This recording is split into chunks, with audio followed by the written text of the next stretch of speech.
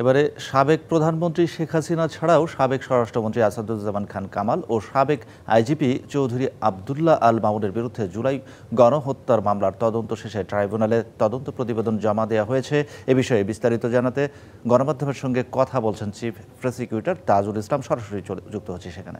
এই তদন্ত রিপোর্ট প্রাপ্তির মাধ্যমে জাতির যে বিচারের ব্যাপারে যে জাতির কোয়েস্ট, এই জাতির যে আকাঙ্ক্ষা, যে জুলাই আগস্টে শান্তিপূর্ণ প্রতিবাদ বিক্ষোভ চলাকালে বাংলাদেশে এই রিপোর্ট অনুযায়ী যেটা আমরা তথ্য পেয়েছি, প্রায় ১,৫০০ লোককে হত্যা করা হয়েছিল। এই রিপোর্টের প্রাপ্ত তথ্য অনুযায়ী ২৫,০০০-এর অধিক মানুষকে গুলি করে আহত করা হয়েছিল। এই রিপোর্টে প্রাপ্ত তথ্য অনুযায়ী নারীদের উপরে বিশেষভাবে সহিংসতা করা হয়েছিল। এই রিপোর্টে আমরা আরও পেয়েছি টার্গেট করে শিশুদেরকে হত্যা করা হয়েছিল। আমরা এই রিপোর্টে পেয়েছি যে হত্যাকাণ্ডের পরে তাদেরকে লাশ এবং জীবিত মানুষকে একত্রিত করে লাশ পুড়িয়ে দেওয়া হয়েছিল। এই তদন্ত রিপোর্টে আমরা আরও তথ্য প্রমাণাদি পেয়েছি। আহতদেরকে হাসপাতালে নিতে বাধা দেওয়া হয়েছিল, যারা শহীদ হয়ে গিয়েছে তাদের পোস্টমর্টেম করতে বাধা দেওয়া হয়েছিল, ডাক্তারদেরকে চিকিৎসা দিতে বাধা দেওয়া হয়েছিল।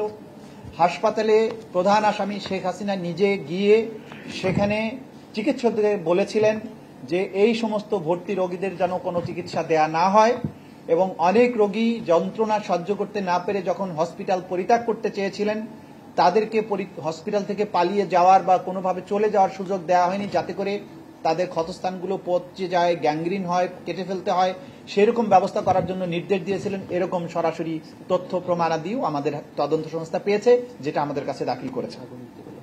মাঠের অলরাউন্ডার আমি, আর ঘরের all rounder Tylox. Tylox toilet cleaner, clean মানেই টাইলক্স।